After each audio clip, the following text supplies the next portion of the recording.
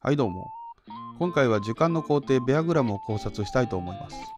で、早速効果の方こんな感じになってます。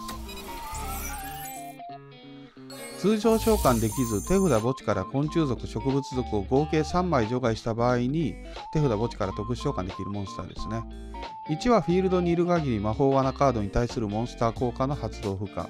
で2が自分メインフェーズ発動の昆虫族植物族を除く表側モンスター破壊で、これを行ったターン直接攻撃できないデメリットがあると。まず目立つのはこの体のでかさですね。昆虫族で攻撃力3400っていうのはビートルーパーのアブソリュートヘラクレスで、時点でご存知究極完全体グレートモスに次ぐ第3位です。この打点が手札墓地をコストに墓地からでも蘇生できるので、コストが合うデッキでなら採用を検討できますね。まあ1と2の効果あるんですけど、この打点で墓地から蘇生できるだけでも有用性あるかなと思います。ターン重なるほど出しやすくもなるんで、高速で展開するとか、もともとコントロール寄りのデッキとかになるんですけど、植物昆虫族は集まってなんぼのところがあるので、コスト関係は他の種族よりやりやすいですね。で、まず2の破壊効果は植物昆虫族の破壊を抑えつつ、モンスター破壊するんで強いですね。直行できないデメリットはあるんですけど、致し方ないレベルかなと思います。一応破壊耐性とか抜きの話になるんですけど、昆虫族の最高打点はさっき言ったヘラクロスと環球で、この2枚はすこぶる出しづらいので、ほぼ見ないと。で、植物族の最高打点はレベル8、3枚素材のクイーン・オブ・ナイツの3200。で、時点で捕食のトリオス・ベルヘム君で、3000です。クイーン・オブ・ナイツはパンプ効果で打ち負けるんですけど、知らない方も結構いるレベルのマイナーなモンスターで、トリフィオは出ないですよね。捕食とか超融合であるいはって感じです。というわけで、破壊効果と打点突破に関しては折り紙付きで、2の効果まで発動できればほとんど全てのモンスターを突破できると言っていいですかね。破壊耐性持ちには2は通用しないんですけど、打点3200なら今度は戦闘破壊で通用する場合も多いんで、カウンターとして非常に優秀なスタッツと効果を持っていると思います。で、2の効果は後で他の話題と合わせて考察したいんですけど、このカード合わせたいテーマですね。基本植物族と昆虫族のテーマでは合うと思うんですけど、実際何があるのかで、重点的には墓地にコストが貯まるかどうかで話したいんですけど、まずこのカードをワンコンで出せる方法をご紹介したいと思います。そのワンコンができるのがこいつですね。クローラーソーマ。このカードマジで性能は高いんですよね。簡単召喚でどれだけアドを生むんだってカードで、クローラー関係でもちろん使ってもいいですし、普通に出張しても優秀と。基本このカードを使用する際はクローマン2枚とソーマ3枚の最低5枚を出張することになると思います。で、このカードはこれを出すために裏守備表示にしたモンスターを除けば、効果を発動した後に結果的にフィールドに3体の表側昆虫族が並ぶことになります。で、動きとしてはこれを使ってピコファレーナから表側にしているモンスター1体を対象にして強心虫、レゾナンスインセクトですね。あれを装備して、でそれを用いてのリンクですね。これで強心虫効果によるベアグラムサーチと墓地のコスト確保が可能です。あとこのベアグラムを特殊召喚するときに強心虫除外すると墓地に昆虫族をもう1枚落としたりもできます。ここらまで加味すると話が限定されてくるので今回割愛したいんですけど、ここからゴキポールを落とせばレベル4昆虫族をサーチできると。これはね、そのビートルーパーでもおなじみですよね。この動き診断でちょっとルートを追加できるところあって、完全体グレートインセクトっていうのが融合体で出たんですけど、これも使ってもいいですね。このカード装備カードをつけている守備力2000以上のモンスターリリースで出せるんで、ピコファ出すときに装備対象で残すモンスターソーマにして、それに強心虫装備したら条件達成でグレートインセクトを出しつつベアグラムのサーチと特殊召喚条件を確保できます。結果的にはソーマとそれを特殊召喚するためのモンスター裏守備にするやつですね。それ1枚で打点3000で打点3400でプラスピコファレーナが立つと。火力も破壊効果も十分なモリモリ盤面が簡単に立つんで、今後割とありなんじゃないかと思ってます。この動きに限定したら別に昆虫族植物族デッキでなくてもある程度可能なのも面白いですね。さて、じゃあ次はどんなテーマが合っているかですね、ちょっと考えてみましょう。昆虫族植物族のデッキでの話なんですけど、知ってる範疇で言うとまずアロマはコントロール向きのデッキで、かつ癒しの風で毎ターンモンスターをサーチして盤上を取るデッキなんで、結構向いてるかなと思います。マジョラムが出てからは書道マジョラム目指してサイキックリフレクターとか、とりあえずシンクロンレベル6目指したいっていう構築も結構多くなってきたんですけど、もともとデッキっていうのは長いターン重ねてで盤上を取っていってっていうデッキなんで、墓地に植物族が溜まる機会は多いかなと。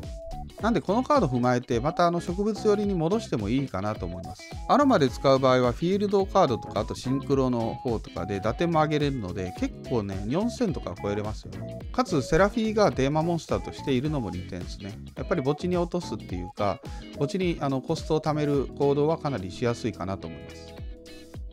でビートルーパーですね。絶対に合いますよね。てかこのビートルーパーが合わなかったら何に合うんだっていうぐらいマッチしてるデッキですね。ビートルーパーに関しては除外されてる昆虫族3体戻して特殊召喚できるマイティネプチューンもいるんでかなりね非常に円滑に回れますし、一回ビートルーパー回った後に息切れするっていう可能性もあるのでそこら辺でこのカードかましてれば物量差で勝つ可能性もあると。でクローラーソーマーも普通に入りますしビートルーパーはもう普通に採用じゃないかなっていう感じはします。で次シンラーですね。懐かしいテーマなんですけどこれもそこそこ合いますよね。共通効果の坊主めくりでこのカード自体を墓地に落とすことはできないんですけど墓地補給という観点からすればやりやすいですね。最近出たピオネも強いですし、久しぶりに組んでみるのも面白いかもしれないですね。デッキちょっともう触ったの多分10年前ぐらいかななんでちょっとその印象で話してるんですけどやっぱデッキトップめくって墓地に送ってとかで特殊召喚して効力発動しますっていうので結構展開はできるんでここでね1回展開してしまえばコストの補給もうなんか2回分ぐらいできるよっていう強さはあるかなと思います。あとシンラーの施しも強いですからねこのテーマ。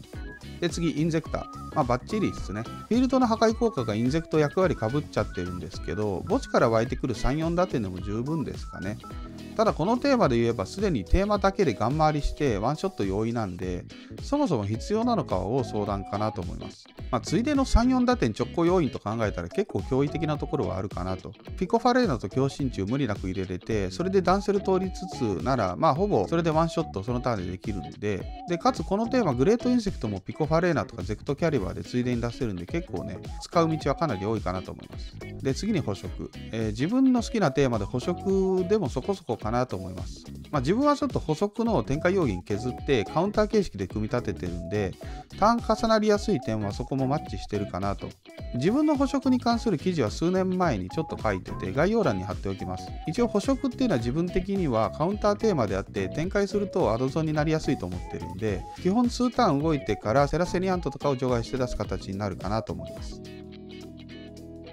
で、ようやくですけど小悪魔ですね。ここでその2の効果を言いたいんですけどフィールドにいる限り魔法罠に対してモンスターの効果発動不可っていうことで、相性はいいっていうか小悪魔関係念頭に置いて作られたカードかなって感じですよね。で小悪魔は初動関係のカード、キノとトリオンとランカが昆虫族なんでそこら辺で一応コストを貯めることはできると。で打点3400っていうのも小悪魔としては魅力的で相手モンスター破壊も小悪魔では手の届きづらいところを補完してくれる良いサポート役だと思います。ちょっと海外の掲示板とかも覗いたんですけどちょっと目立ったコメントは今回なかったんですけどやっぱみんな小悪魔って言っててTwitter とかでもねみんな小悪魔サポートだなっていう感じで言ってるかなと。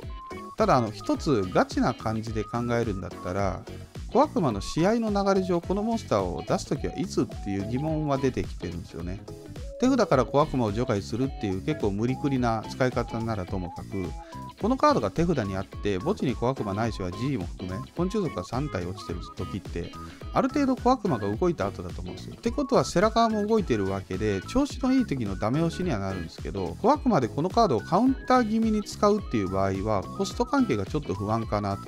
一応そのランカから機能をサーチして機能特殊召喚からアロメルスになってそこからセラに変換したらランカ1枚で墓地に昆虫族3枚溜まるんですけどこういうその一定の動きが通るか通らないかとかこのカードを墓地に落とさず手札で引っ込むかっていうところを考えると割と活躍の幅は狭まるっていうか使いたい時に使えない可能性はあるかなと思います。なんでここら辺その小悪魔にクローラーセットを採用するのもありかなと。その場合構築はそれ専用に練る必要がありますけど、今の状況でも結構ねそのクローラー相馬入れるってのはありかなと思います。その他おそらくナチュルとも合いますし、立花とかね他の植物属デッキとかにも入れれるかなっていうところあると思うんですけどちょっとここら辺自分詳しくないのでもしそういうその他のテーマ詳しい方いらっしゃればコメントでね教えていただければ幸いです。